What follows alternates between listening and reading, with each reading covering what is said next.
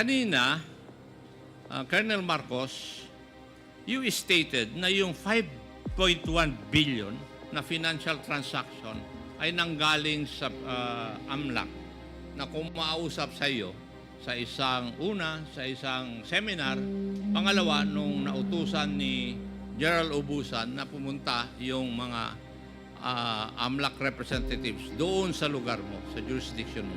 Tama? Ang pangalan po niya, sir, Attorney Joseph Tambago. Bakit kanina nung tinatanong ka ni Honorable Paduano, Juan? Sir, hindi mo masagot-sagot kanina. Kanina, lumabas yung 5.1 billion transaction na yon dahil nakasama sa ebidensya nyo na nakuha sa raid na ginawa nyo. Now, alin na po ang totoo?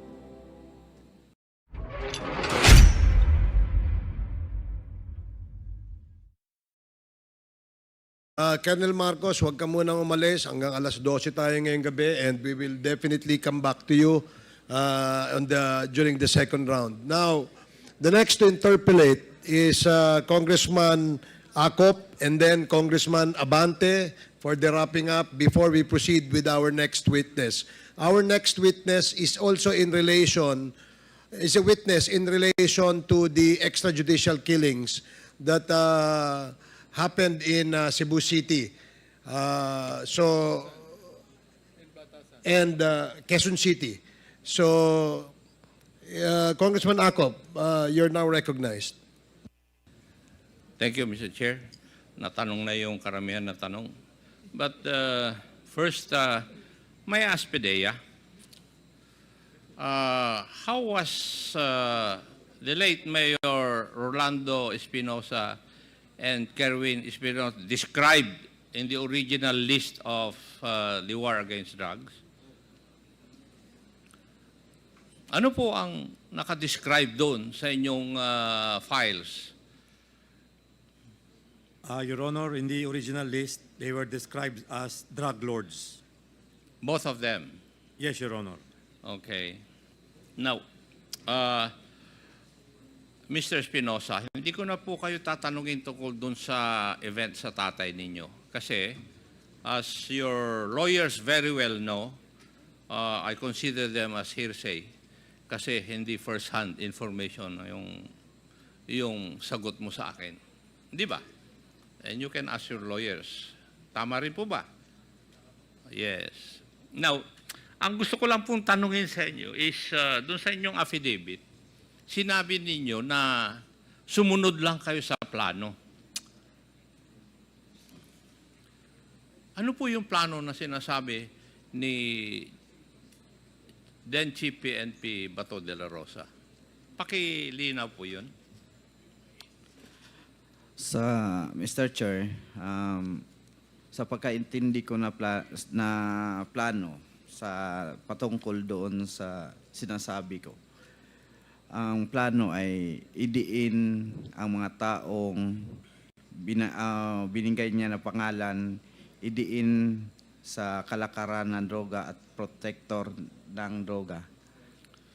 Specifically, si Senator De Lima, Senator Laila De Lima, Peter Lim, at Peter saka Lim, Peter Ko. Peter Ko, Lovely Impal, Yes. at General Luot.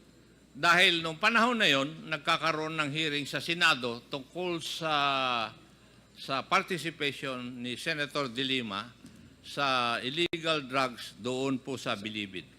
Tama po ba yan? Yes po. Yes, tama. Now, noong panahon na yon, yung driver ni Senator De Lima nagtago, di po ba? At eventually nahuli. Oh, tama po yun, Mr. Chair. Kaya nung ikaw ay nanggaling o nakuha sa Dubai, dinala ka rito sa Camp Crame, doon kayo nagkita ni Mr. Dayan. Hindi po kami nagkita, Mr. Chair. Through cellphone lang po kami nag-usap at hindi kami nagkita personally. Bakit kayo dapat mag-usap? Kanino pong utos? Kay General Bato po, Mr. Chair. Ano dapat yung pag-usapan nyo sa utos ni General De La Rosa? Mr. Chair, mag-usap daw po kami, Mr. Chair, ng ng tungkol doon sa mga mga date na binanggit namin at sa mga lugar na nangyari. Kung saan nangyari kasi hindi nagkatugma ang mga statement namin sa panahon na yon. Bakit kailangan magkatugma yung statement mo at saka statement ni Dayan? Para siguro, Mr. Chair, na paniwala ang isang senaryo. Kasi kayo po ay resource person dun sa Senate hearing. Yes po, Mr. Chair. Okay. Anyway, alam mo naman siguro habang ikaw ay nandun sa Abu Dhabi na merong sinabi si President Duterte na based on reports during that time, shoot them if Leyte Mayor son resist arrest. Nalaman mo rin ba ito? Opo, yun din ang dahilan na ang plano ko talaga, hindi na talaga umuwi dahil ako mismo nakakita sa balita sa CNN na sinabi ni Presidente na po sila basta musukol. At nalaman mo rin ba na si Gerald De La Rosa, who was then the chief PNP, ay nagbigay ng shoot-on-sight order laban sa iyo when he stated in a news article, De La Rosa to Abuera Mayor Sanz, surrender or die? Yes po, Mr. Chair. Yung tatay po ninyo sumuko sa otoridad noong August 2, 2016. Tama po. Tama. Tama po, Mr. Chair. And unfortunately, November 5, patay po siya. Opo, Mr. Chair. Yes. Anyway. Now, meron ding ang happy ng Alvera noon ay si then Major Jovi Espinido. Yes po, Mr. Chair. At alam mo rin ba na pinagre-resign niya yung tatay mo? Um, Panahon na yun? Oo. Na sinabi yun sa akin ng daddy ko na pinilit siya ni Espinido na bumaba sa kanyang pagka-mayor, mag-resign na daw. And there was also a raid conducted on your parents' house, which allegedly yielded 88 million worth of shabu. Yun ang nakalagay sa report ng mga pulis, Mr. Chair. So, alam mo na nangyari yun. Opo, Mr. Chair. Meron ka bang naging girlfriend na Ana Lolia Guno? Naging asawa ko po yun si Analo Liagono po, Mr. Chair, nung ako ay na-detain sa Cebu City Jail. Po. Naging asawa mo nung ikaw ay na-detain? Opo, doon kami nagkakilala sa loob, Mr. Chair. And naging asawa mo siya. Ano naman ang kaugnayan yung dalawa kay Jeffrey alias Jaguar Diaz na isang drug lord din who was allegedly killed in Las Piñas? Pakiulit po, Mr. Chair. Ano po ang kaugnayan nyo dalawa kay Jeffrey Diaz alias Jaguar, a drug suspect allegedly killed in Las Piñas? Yung asawa ko po, Mr. Chair, may relasyon, parang naging girlfriend, naging kabit ni Jaguar Diaz po, Mr. Chair, sa panahon na yun. At iniwan ako. Oo, naghiwalay kayo at sumama Oo. kay Sir Diaz. Anyway. Opo, Mr. Chair. Aha. Doon din sa panahon na yon, nung kayo po ay nasa kustodiya ng ating otoridad, sinisigaw mo nung panahon na yon na you will tell all but you're not a drug lord. Pero doon sa listahan ng original list ng Drug Watch, ang description po sa inyo ay kasama sa drug lord. Kaya una kong tinanong yung PDEA kung ano ang meron o saan ka naka-categorize kayong mag-ama. Sabi nila, drug lord. So, pero nung ikaw ay nandito na sa ating bansa, you were shouting to heaven na sasabihin mo ang lahat, pero hindi ka drug lord. Yun ang pinagsisigaw mo eh. Tama po ba? Opo, Mr. Chair. Hindi po ako drug lord. Sigurado ka ron. Opo, Mr. Chair. Ano kaya ang dahilan bakit nakalista ka na drug lord doon sa original list ng war on drugs? Hindi ko alam, Mr. Chair, o baka may gustong ma-promote at sa politika din na hindi po ako drug lord. Hindi po ako drug lord. Para sabihin ko sa taong bayan, hindi ako drug lord. Pero naging isang adik-adik ako. Naging drug user ako. 22 years ago. Naging drug addict po ako. Pero hindi po ako drug lord. Yung mga statements mo doon sa Senado during the hearing, binawi mo lahat maliban sa isa. Yes po, Mr. Chair. Ang hindi mo, binawi mo lahat yung sinabi tungkol kay Senator De Lima, di ba? Opo, Mr. Chair. Maliban lang sa isa na statement mo, yung statement mo na paghihingi ni Colonel Marcos ng 3 million, yun ang hindi mo binawi eh. Tama? Tama po, Mr. Chair. At nakalista rito kung paano ang paraan, paano hiningi at paano ibinigay yung pera ng tatay mo kay Colonel Marcos. Tama po, Mr. Chair. Yes. Thank you. Now, may I know why Colonel Marcos is not around?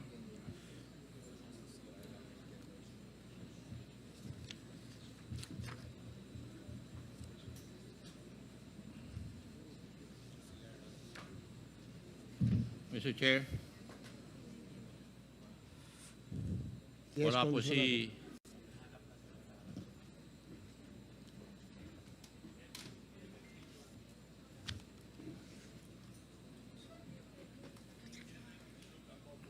While waiting for the if I may Yes. just ask a short question kay Yes, kay Mr. Kerwin. Kerwin, ano bang negosyo ng pamilya nyo sa Albuera? May hotel po kami, Mr. Chair. Hotel. Hotel po. Pwede bang sa inyo yan? Sa inyo yan? Kayo may-ari mismo ng hotel?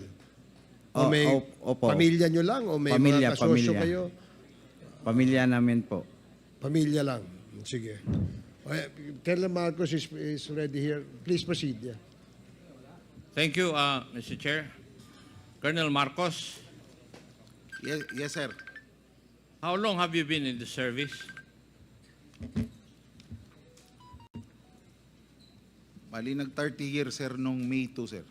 30 years and May 2. Out of the 30 years, how long have you been with CIDG? Since July 2016 up to present, sir. Hindi mo sinasagot yung tanong ko eh. Ah, Gusto mo sorry. pa mag-addition pa ako o mag-subtraction eh. 16, Kaya kung nga 17, tinatanong sa'yo, ikaw dapat nakakaalam kung ilang taong ka na sa CIDG. 8 years, sir. 8 years. Continuous yun or may break? Continuous na naman po, sir, except nung na-restrict, si IDG pa rin naman ko nung restrictive custody ako, pero until sa time na nakulong kami for 4 months, pero ano kami, sir, automatic leave of absence, pero si IDG pa rin yung unit namin. Gerald Torre, is Gerald Ernia present? Kindly please take your seat.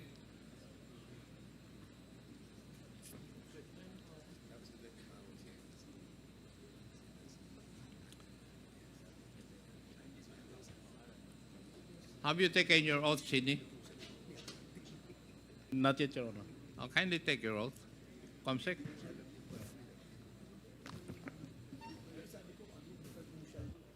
Please raise your right hand.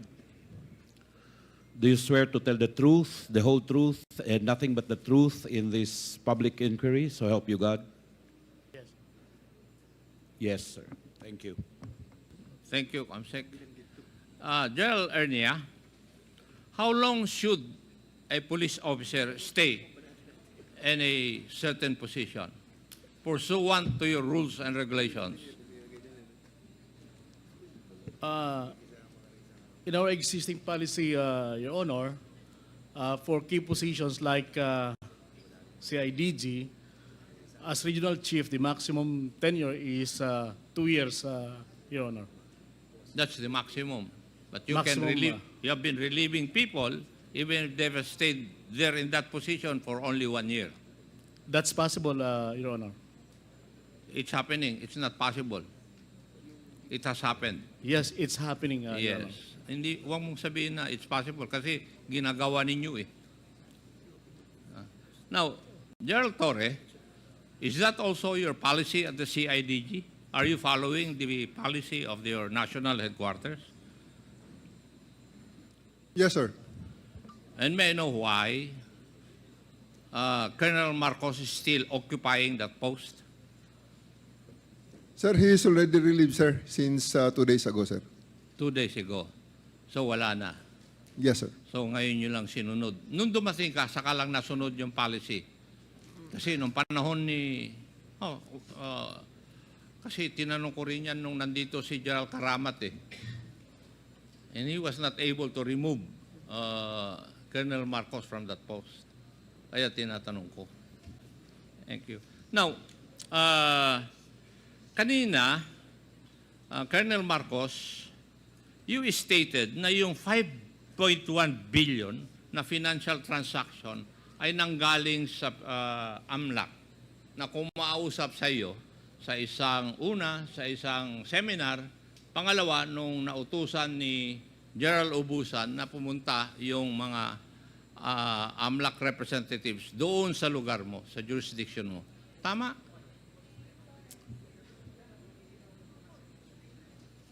Yun ang sinagot mo kanina, Colonel Marcos, di ba? Sir, pardon po, sir.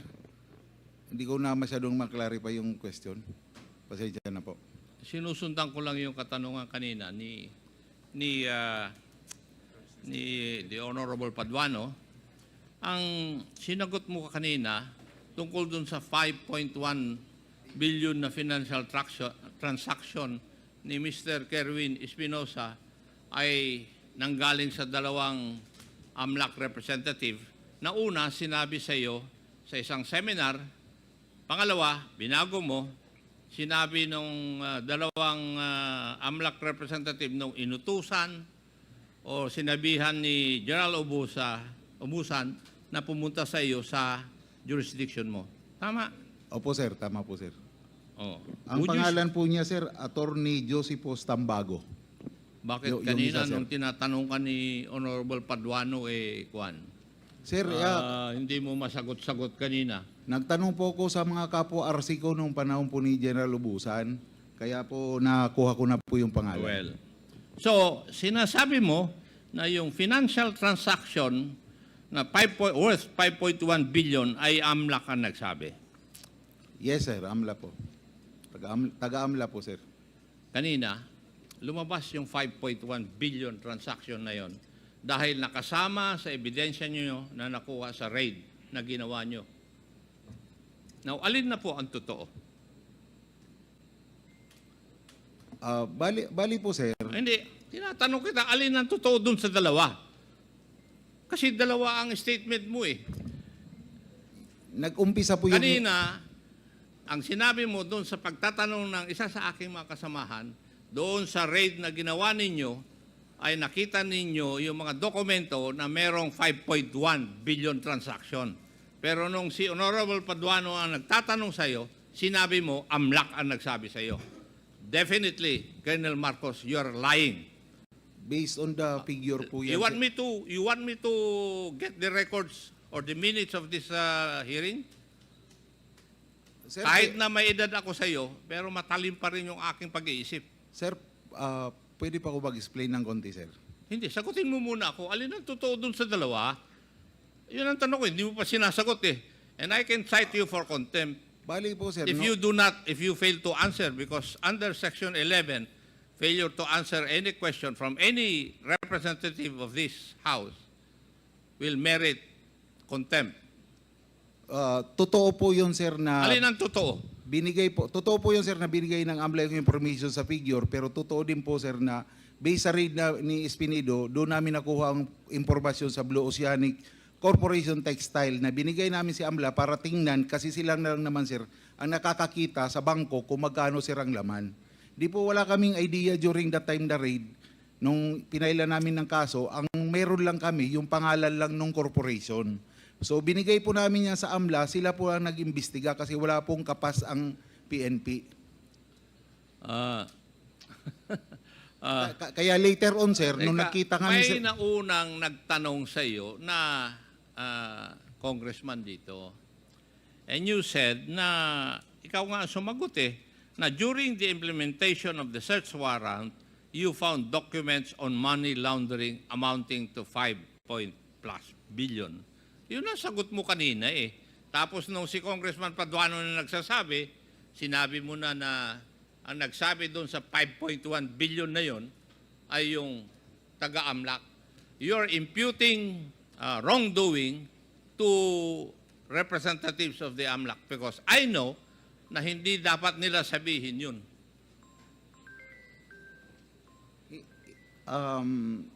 Hindi naman... Siguro, Kasi sir, kung kami nga nagtatanong sa AMLAC, hindi nila sinasabi siguro, sir, na-confuse lang yung pagbigay ko ng No, information. so, would you say na yung pag-confuse mo, you lied? Hindi naman po, sir. Kasi nung mag-grade po ang CIDG at saka si Espinido, doon po namin nakita yung mga cheque, sir.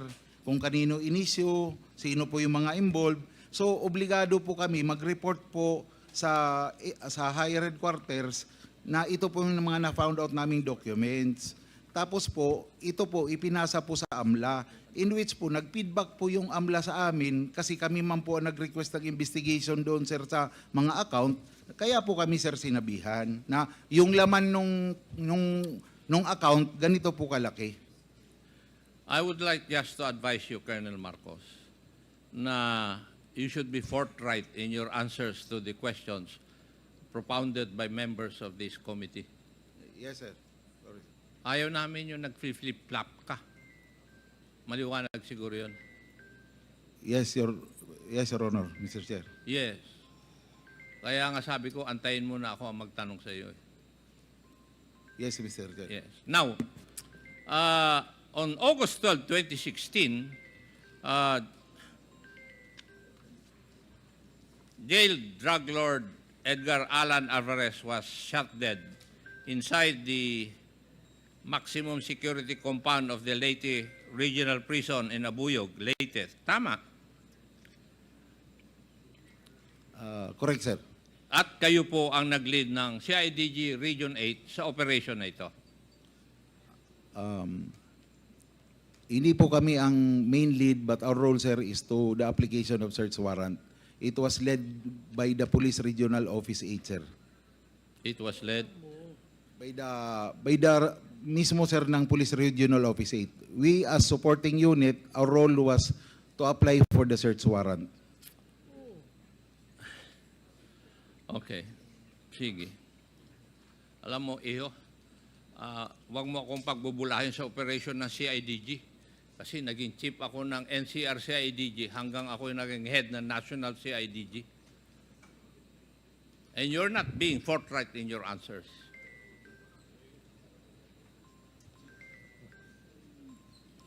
Now, doon sa, yun yung una na nag-apply kayo ng search warrant sa isang detention center. Tama?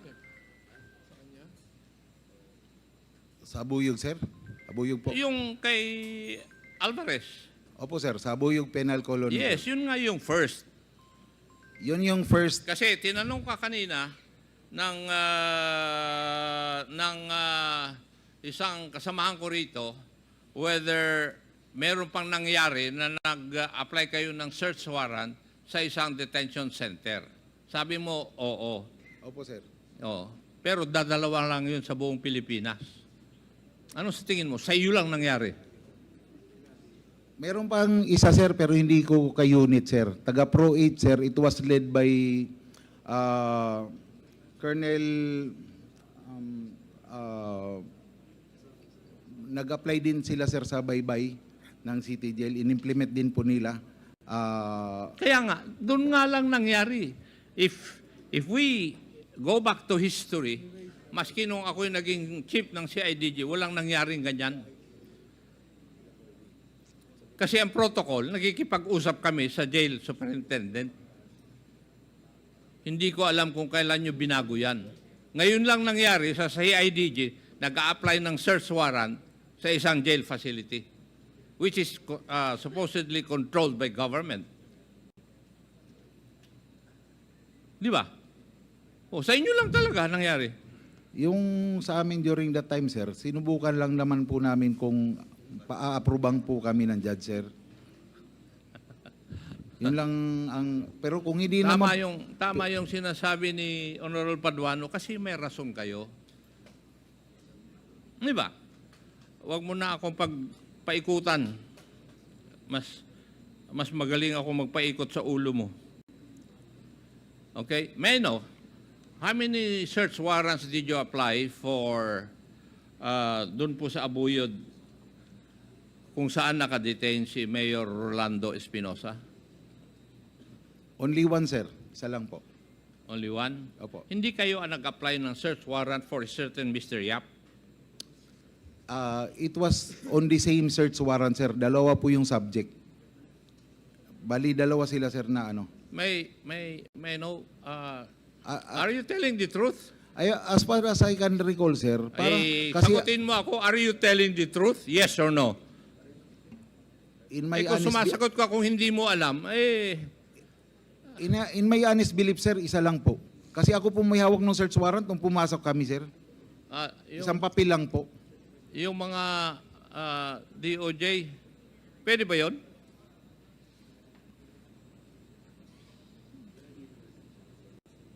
You applied, based on official records, Colonel Marcos, you applied for search warrant on cells 1 and 2. Tig-isang search warrant. Totoo po yun, sir. Dalawang cell, sir. Cell 1 and 2. Pero Kita nga, dalawang search warrant, cells 1 and 2. Pero si Mr. Yap was detained sa cell number 7. Pero patay pa rin siya. oh, sir, parang totoo. Yes, yun na nga sinasabi totoo ko. po yan, sir. Totoo po. Totoo. Paano nangyari yon? Kaya dalawang search warrant dahil kay Mayor Espinosa for violation of the Comprehensive Firearms Law. Ang kay Mr. Yap for violation of Republic Act 9165. Oh, tama po yun, sir. Ay, mas marunong pa ako sa iyo. Ikaw nag-conduct doon at mali yung ginawa nyo. Tell me. Tell me, alin ang tama doon sa ginawa nyo? Nag-apply kayo ng search warrant, tapos grinantan. But did you follow the protocol para pag-apply ng search warrant? I believe so, Major Laraga, sir, follow the procedure. Gerald Torre, will you please bear me if I'm right? Kayo nakatanggap ng informasyon galing kay Mr. Olendan ba yun? Diba? Mr. Olendan, yung inyong deponent, di ba? Oh. Tama. Ikaw nagsabi rin kanina eh. Narinig ko rin sa iyo kanina. Kung nakikita mo man lang akong nagbabasa, nakikinig ako sa sinasabi mo. Di ba? According to official records, yung witness mo po ninyo, the opponent is a certain Mr. Olendan. Would that be correct? Yes, Your Honor, Mr. Chair. Yes.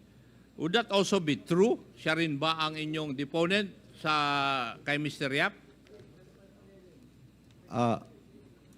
Isa lang din po. Siya din, sir.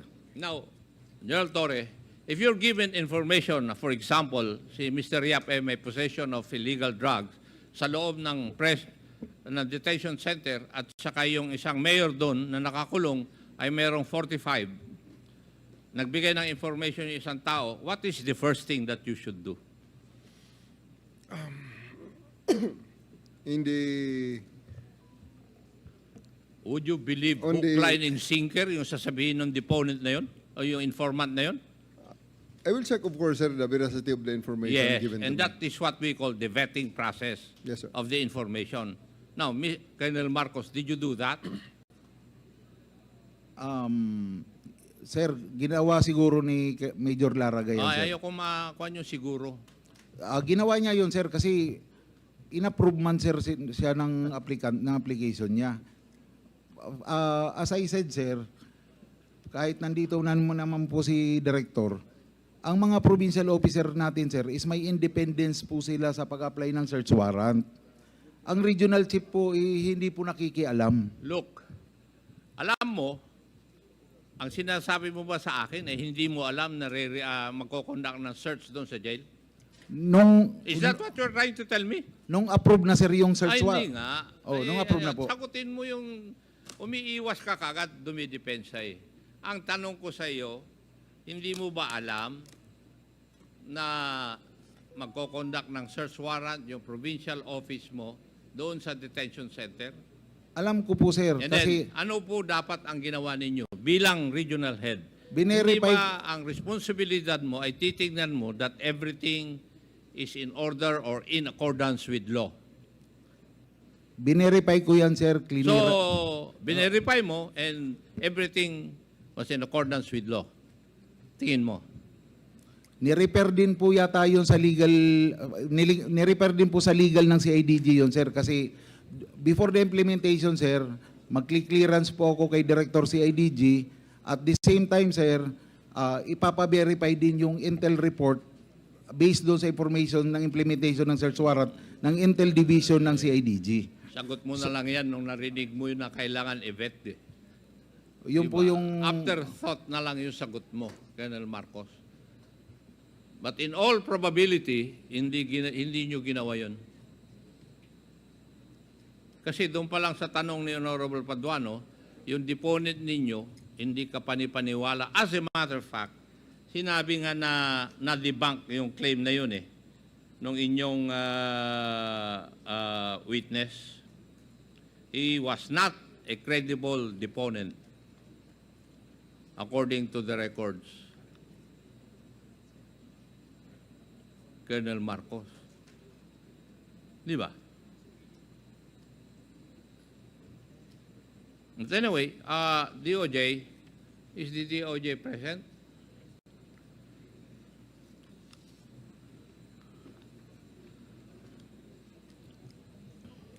Yes, Mr. Chair. Ako, kanina, sinasabi ni Colonel Marcos, pinagyayabang na niya na na-filean siya ng kaso, na-quit siya. Tama? That is what I heard. That is what you heard. Yes, Okay. Mr. Chair. Yun ang sinabi niya, di ba? Kasi, tama nga rin po yung sinasabi niya na since nagkaroon po siya ng trial, he has been arraigned, double jeopardy will set in. Tama po. Yes, yes, Mr. Chair. And would you agree with me that the only way that the case can be reopened is if there is a decision that there was a mistrial? That is correct, Mr. Chair. That is correct. Thank you. Thank you, DOJ. Pag-aralan mo yun, Colonel Marcos. Thank you, Mr. Chair.